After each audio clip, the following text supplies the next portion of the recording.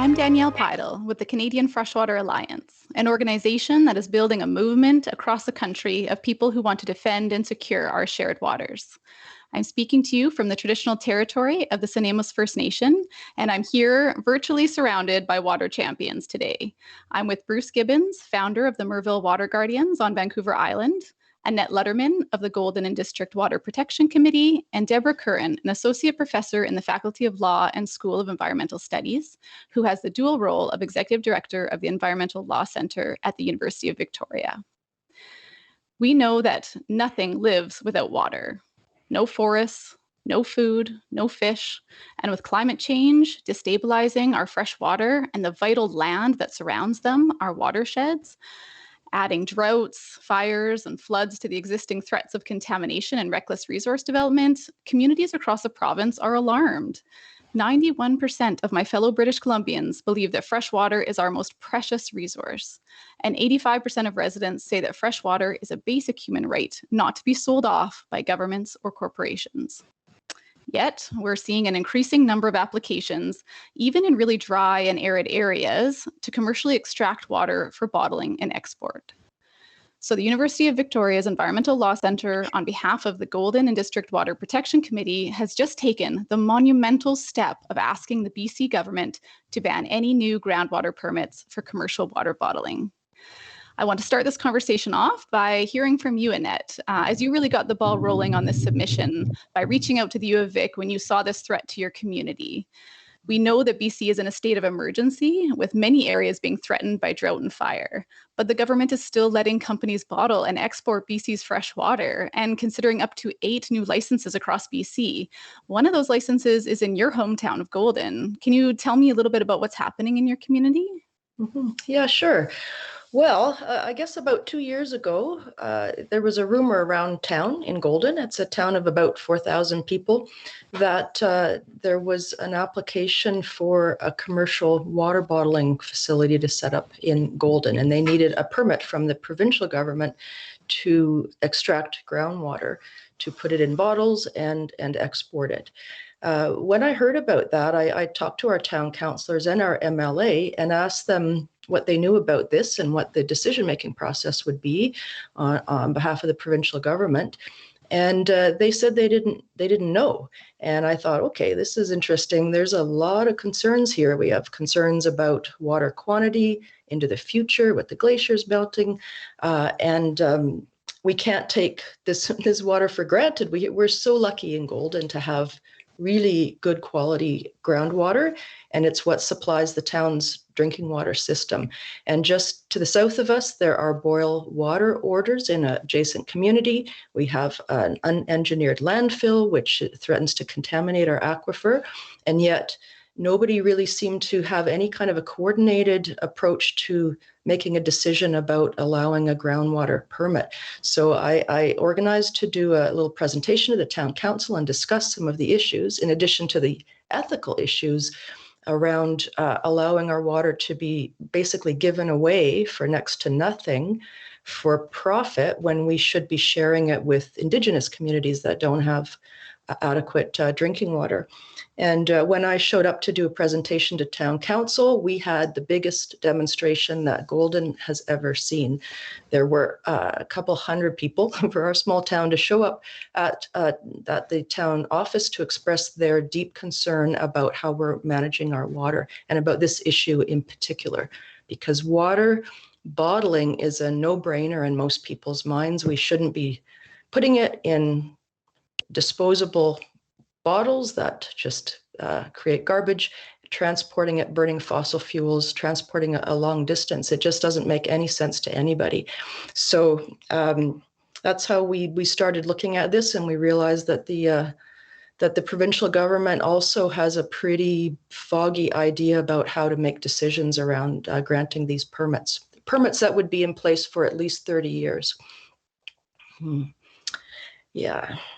So what we'd like to do is to establish some type of a more coordinated water governance committee in our region, which considers cumulative effects of of contamination potentially on the aquifer, learn more about our aquifer, and begin to make coordinated decisions that are ethical and make sense for the future. Thank you. Thank you so much, Annette. So now let's shift over to another area of the province, the community of Merville on Vancouver Island. Bruce, I'd like to take a moment just to hear about how you got involved in this work and what's happening in your community. Sure, Danielle. Thanks for the opportunity to talk about this.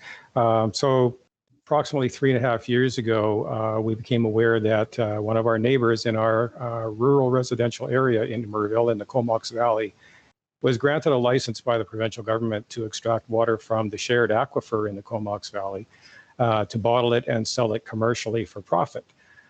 So there was a huge uproar. We organized our neighbors and fellow residents of the valley, and we started the process of fighting that license. The license itself had already been granted. We were not aware of it until it came before the regional district for a rezoning application. So the government will tell you that there is a consultation process whenever there's a license for water extraction, but the consultation process was seriously lacking. The regional district was advised by the provincial government that there was an application pending, and the local First Nations, the Comox First Nations, were advised as well, and in both cases, they objected to the license, but that objection was ignored and the license was granted. So long story short, we were able to rally the community against the rezoning application, and the regional district held firm and did not provide the rezoning that was necessary for the water bottling operation to happen. So from there, we took it to a higher level and started to talk to local governments in the Comox Valley and in surrounding communities, asking them to take steps to prohibit water bottling in their local with their local bylaws to prohibit water bottling. And we were very successful in getting a lot of communities on board. And so we took it a step further and worked with the regional district in Strathcona, which is in the Campbell River area, to create a resolution asking the government to stop approving licenses for water bottling. That resolution went before the Association of Vancouver Island Coastal Communities, and then also went to the Union of BC Municipalities Convention in 2019, where it passed with strong support. And so the resolution was passed along to the government, asking them to stop approving licenses. And the result of that was the government chose to ignore the UPCM request to stop licenses, and they continue to provide access to water licenses for water bottling all over BC. Well, that's disappointing, but I think also at the same time, both of your stories are a real testament to what can be done by a concerned community member. It's really inspiring. So let's shift now from the awesome work that's being done in local communities to what the BC government needs to do now to step up to the plate on this issue. Deborah, I'd love to dig into the recommendations in your report because they start with the immediate action of banning water bottling through to implementing longer-term solutions that are needed when making decisions around water bottling in our communities. Can you take a couple moments to highlight these recommendations and kind of take us through them? Yeah, thanks, Danielle. I'm happy to. So where we are in British Columbia right now with water is we're in a very unique situation. We sort of have the confluence of 4 different factors in addition to climate change. So we need to talk about this in the context of a changing climate, which this summer we've very much seen and continue to experience. So the first thing is that we are one of the last jurisdictions in the world to actually regulate groundwater.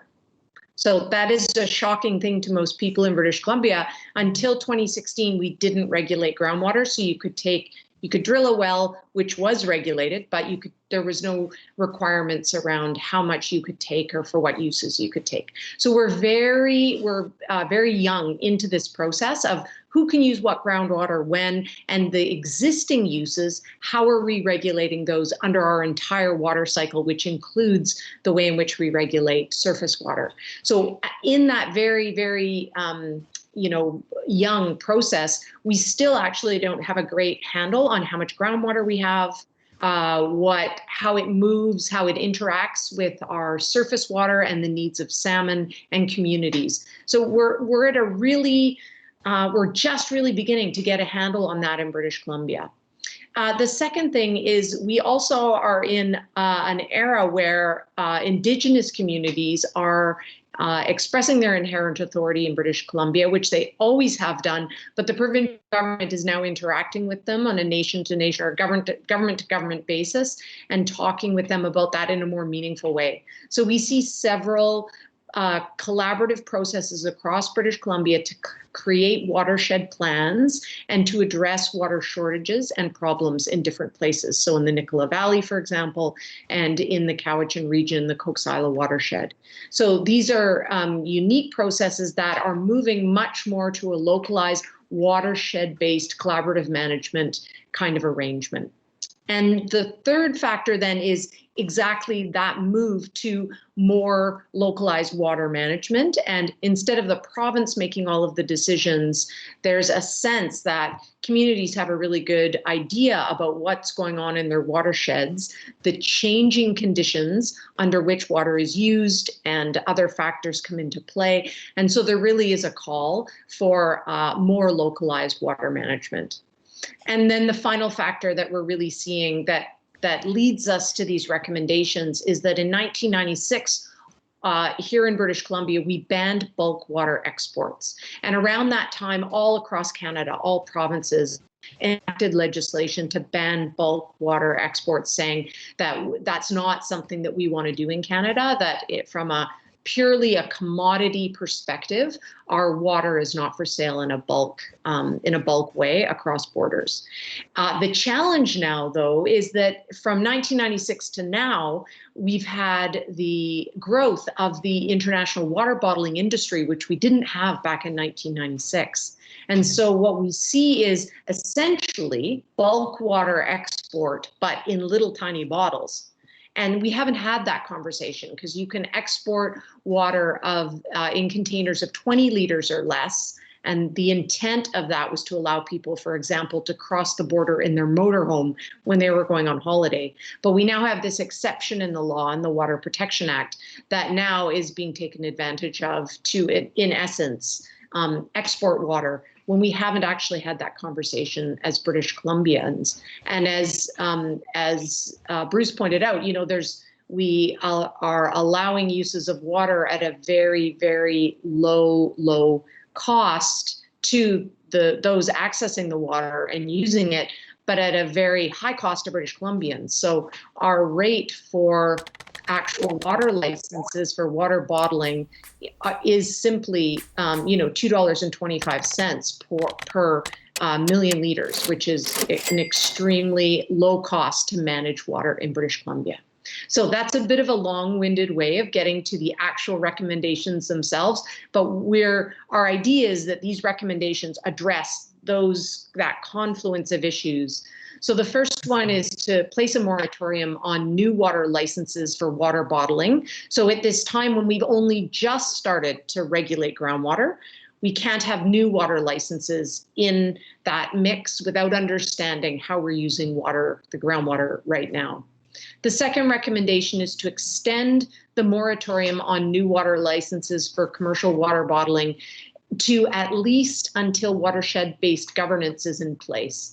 And this starts to get at this movement towards more localized management and governance, as well as the collaborative governance with Indigenous communities. The third recommendation is to restrict water licenses for water bottling purposes to short-term licenses only. So we definitely don't want any water licenses given out in perpetuity forever. And because these are commercial licenses that should be subject to regulation and arguably the first to be done away with if we run into drastic water shortages in communities, they should have a very short license term, if any are in fact issued. The fourth recommendation is to obtain the consent of Indigenous governing organizations before issuing new water licenses. So at this point in time, we have the Declaration on the Rights of Indigenous Peoples Act that talks about our laws in BC aligning with the UN Declaration on the Rights of Indigenous Peoples. And at the same time, the province still issues water licenses without the consent of those communities in whose territories the licenses will affect. And our final recommendation is to charge a higher water rental for water extraction. So this is a nuanced conversation. We don't want to drive any farmers out of business by increasing water rates, but at the same time, for high margin uses, for extractive uses that take water out of watersheds, and for uses that pollute water such that they can't ever be used again, there needs to be a much higher rate charge than simply $2.25 for a million liters. Oh, thank you so much for outlining those for us. I like how these are really concrete solutions that allow the government like a really straightforward path to better managing water bottling in BC, but also realizing this way of working through Indigenous decision-making and local community engagement could be a model for tackling other issues facing our watersheds as well. So we know, as outlined in the submission, that water scarcity is accelerating in BC.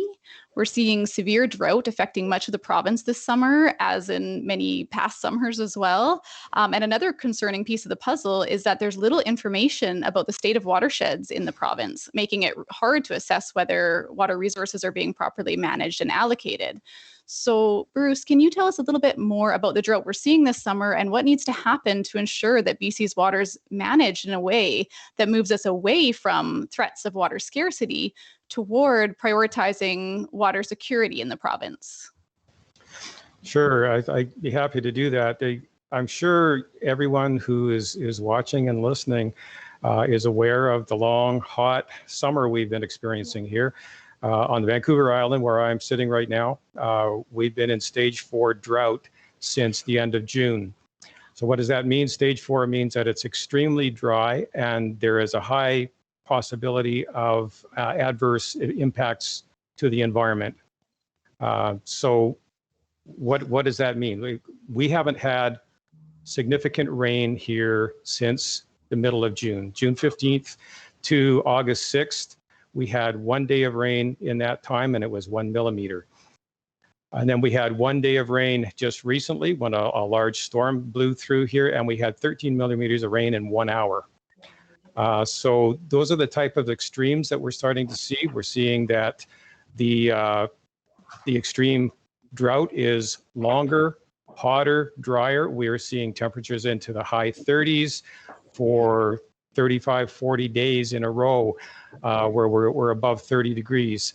We're seeing temperatures hit 40 degrees where it's just like absolutely unprecedented to see temperatures that high. We're seeing extreme rain events where it rains in huge deluges rather than consistent rain that we're used to seeing in British Columbia, which replenishes the earth, replenishes the aquifers. The huge deluge of rain that we saw about a week ago just caused flooding. The Campbell River was foot deep in water on the roads. Our own property flooded when that rain came down because the ground was just so hot and dry it could not absorb the water. So we're seeing these more extreme events now. The drought is just absolutely unprecedented, and the heat is unprecedented. So the message I'd like to get out to people is to understand that it's not just hot, it's not just dry, it's extremely hot, it's extremely dry, and there's going to be long-term impacts to this. As Annette mentioned earlier, the glaciers are starting to recede. In the Comox Valley here, our water supply comes from a melting glacier, and that glacier has been receding year after year after year. And this year, that receding glacier is melting at an unprecedented rate. The snowpacks around the province are melting prematurely because the extreme heat is just melting the snowpack very quickly, causing short-term flooding, but also causing water shortages when we get down to the later part of the summer and early fall, when we'll be relying on the melt of the snowpack to replenish our water supplies. There will be no snowpack there. So people need to understand that it's not just hot. There's impacts to our water supply because of this extended drought. So what we want the government to do about this is to manage our water better. We need to manage how water is taken. So the easy answer is stop water bottling. The water bottling industry will tell you that they are not the biggest villains when it comes to the water use, that farmers and industry use much more water than they do. That may be true, but water bottling is something that can be stopped immediately. Water bottling is just taking water out of the ground for profit, and that water is exported outside of BC. It's taken out of the ecosystem, and it's not restored back into the ecosystem. Farmers use water to produce food, produce livestock, and that water is put back into the ecosystem as part of their irrigation, or it comes out in our food. So yes, farmers need to be more efficient in how they use their water and how they irrigate. And the government needs to continue working with them to do that, to help them transition to more efficient irrigation methods. The government also needs to work with the farmers to find better ways to store water. So when we have extreme water events, extreme rainfall in the wet months, we can capture and store some of that water so it can be used in the extreme dry months.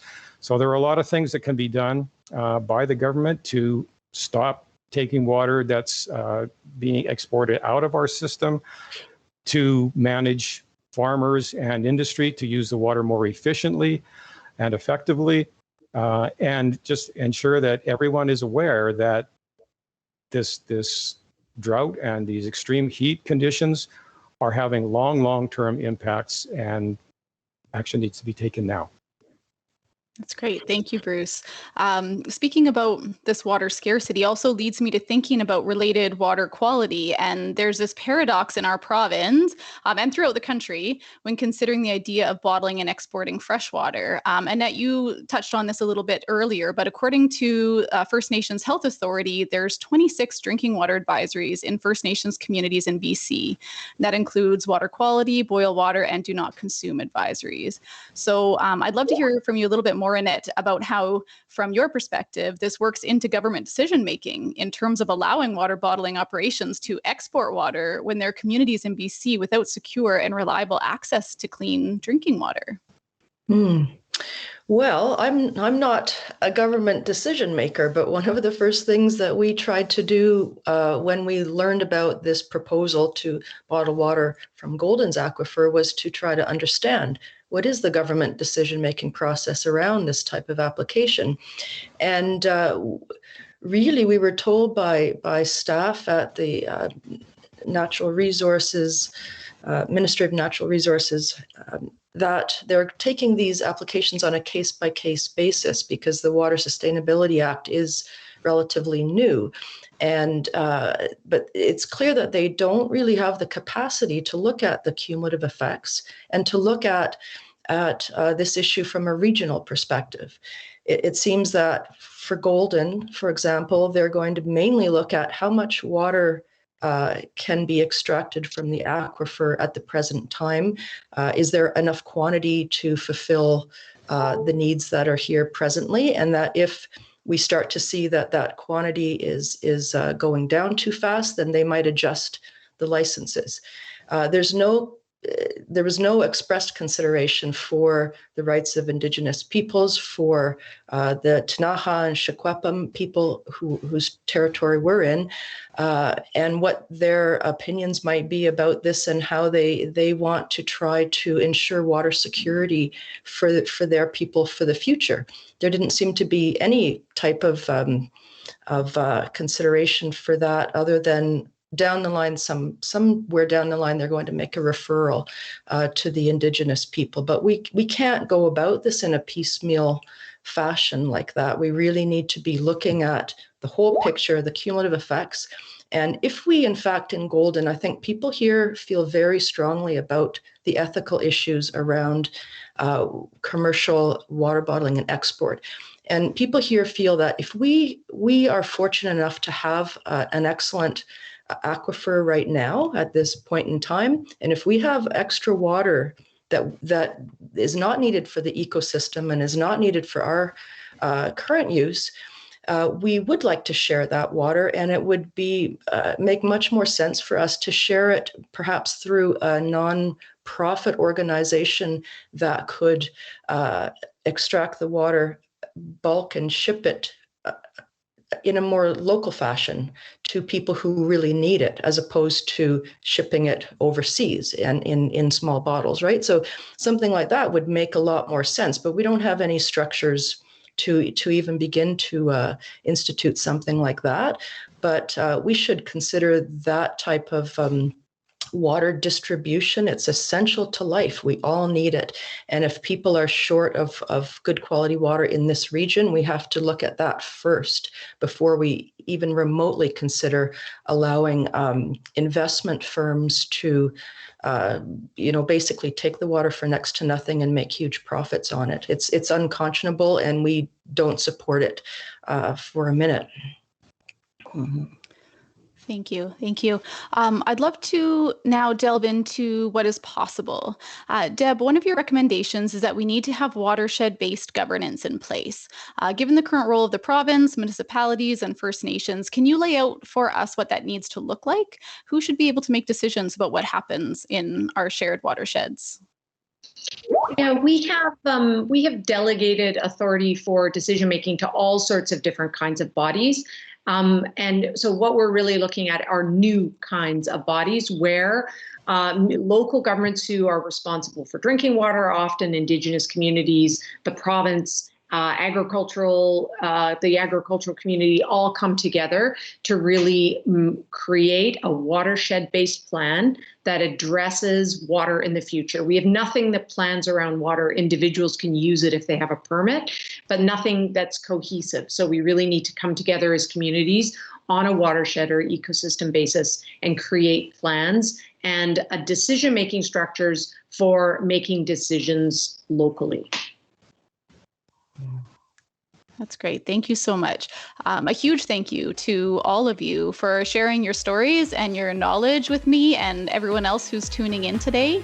If you're inspired or outraged or any emotion in between after what you've heard our guests say today, please take action. You can join a community of British Columbians who want to secure our watersheds today for our children and for our grandchildren. Go to codebluebc.ca and sign up. And this is where you're going to find an online petition to let the BC government know that we want action on water bottling. If you want to organize a group in your community or write a letter to the editor of your local paper or meet with your MLA, you can download our toolkit at the link below, which has easy to use templates for whatever action you want to take around this issue. I'd like to give a special shout out to Dan Peruso, Shaw Spotlight producer in Campbell River, and Gordon Darby, producer for Courtney, for making this happen and ensuring that community voices and the issues that matter to British Columbians are being heard. So thank you. And thank you to all of you for watching. Let's stand up together and defend the heart of our communities, our watersheds.